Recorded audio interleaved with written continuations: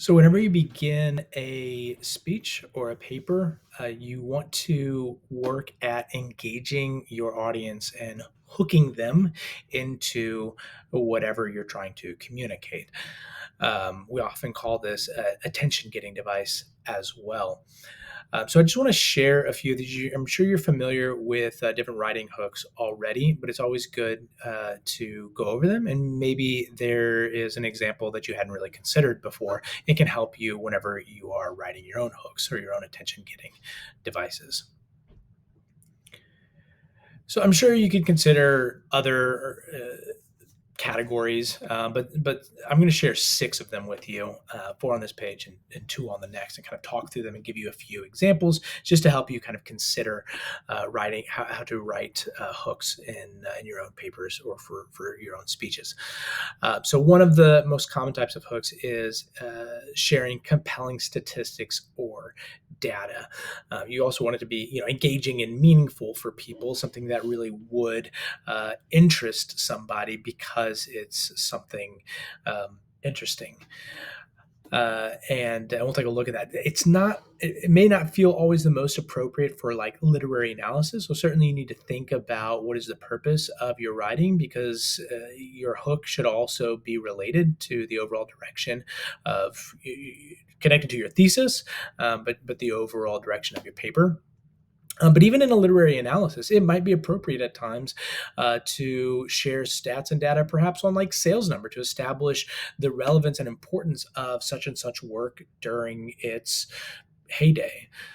Additionally, a quote that connects to a topic. I think this is one we're pretty familiar with. An important point, though, when considering a starting a paper or a speech with a quote, is that maybe you got away with it in a fourth grade paper, but whenever you're writing academically, you need to make sure that you are referencing the original source whenever you use an outside quote. So even if it's just a quote to start your paper, kind of an inspirational quote, you can't just go to brainyquotes.com and pull out a quote and think that's sufficient source. You need to actually go to the original source. But also, if you can't find the original source, it's a good indication that it might be a misattributed quote, which can hurt your credibility or ethos as a communicator. So make sure that if you are going to use an outside quote, that you're still citing it properly and going to the original source, not to, like I said, some kind of like brainy quotes or something like that. You also have a gripping story as a way to hook readers. If it's a literary analysis, it could actually be a scene from the book that you're referencing. You could share a story or an anecdote from somewhere else, something you saw in the news. It could even potentially about you as a writer. Even in formal writing, I think we're seeing more and more examples of academians who are inserting their own personal voice, even into more academic or formal forms of writing. And personally, I think it's good because especially if somebody has established themselves as an expert, why not hear about a relevant story in their own life that connects to the topic, even if it is a very academic topic. Um, so, if you're going to do that, keep in mind, especially if you are writing more of a formal paper, the best place to kind of insert your personal voice or personal anecdotes are going to be kind of in your introduction to kind of relate to the topic, and maybe revisiting it in your conclusion. It's just a word of warning to remember that just because a teacher might be okay with you inserting your own personal voice into more academic writing, the strength of your arguments should still stand on evidence, research, textual evidence, and other experts, and logic and reasoning, not on personal opinion. So even if it's okay to occasionally add in first person pronouns, I, me, we, it's usually in formal writing, if that's going to be allowed, it's going to be more relegated to a place like an introduction and a hook and something like that.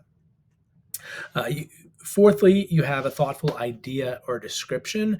Sometimes I think we overthink the hooks, and we feel like everything has to begin with like a high speed chase to grab somebody's attention, and it just doesn't need to be. Oftentimes, a thoughtful idea, a well phrased statement, can bring the reader into the importance of the topic, and we can leave the high speed chase to the movies, right? A word of warning too, because I see this occasionally: students starting their papers with their thesis statement essentially. While they should be related because you want to connect to your thesis statement, you're generally going to build to a thesis in your introduction. And those who have maybe effectively been able to kind of start with a thesis statement have probably been doing this a much longer. And so, but generally, you want to start with a hook and build to your thesis. So if you're going to use this fourth option, you still want to make sure that it's unique and separate from what you're going to reveal more specifically and uniquely in your thesis statement. Okay, a couple more.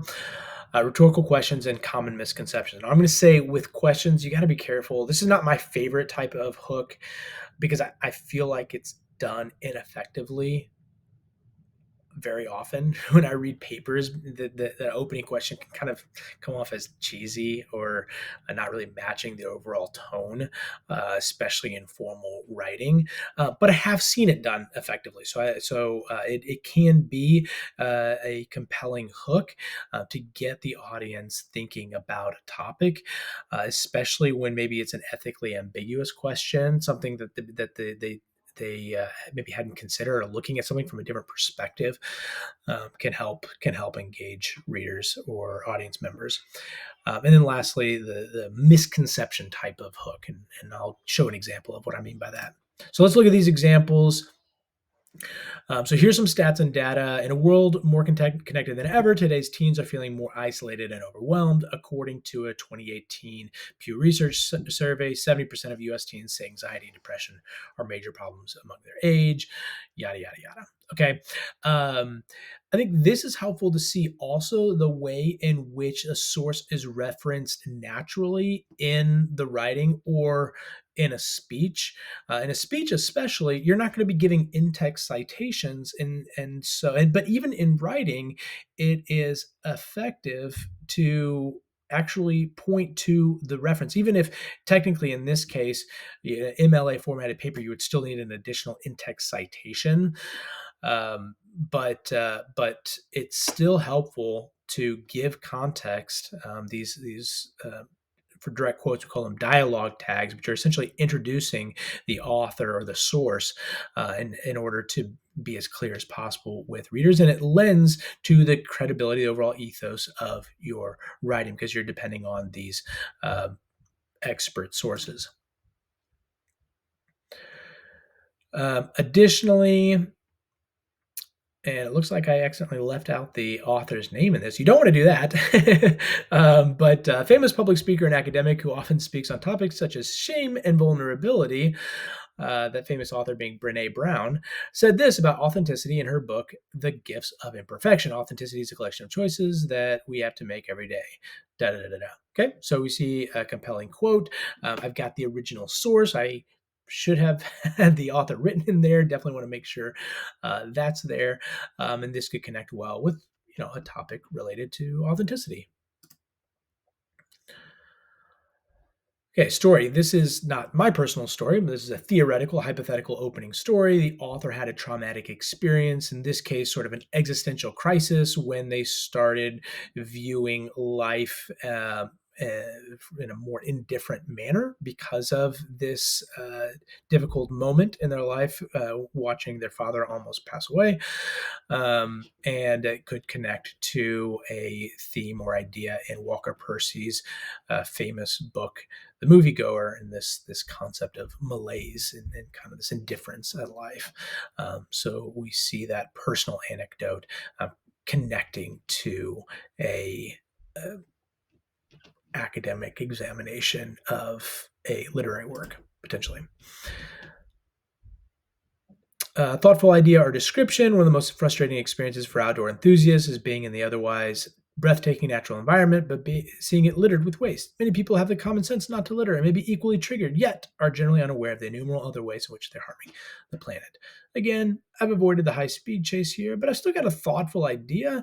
Have noted an important sort of environmental, social, cultural issue, that of conservationism, and that can help the audience kind of consider the ways in which maybe they unconsciously are not caring for the planet as they should.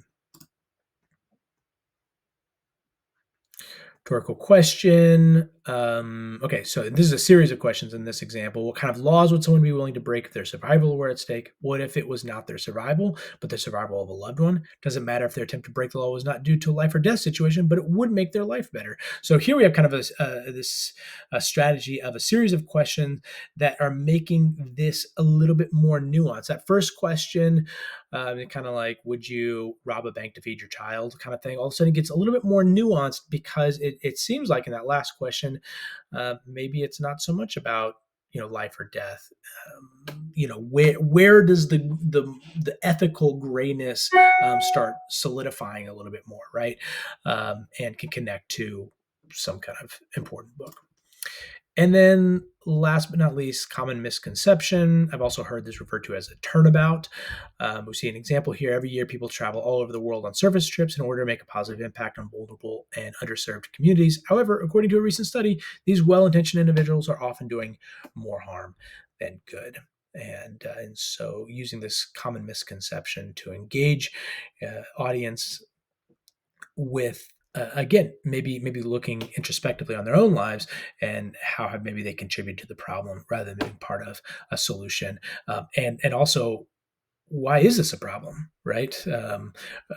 How why does this misconception exist? I would sure think, just on a simple level, that going and serving other people would be good, right?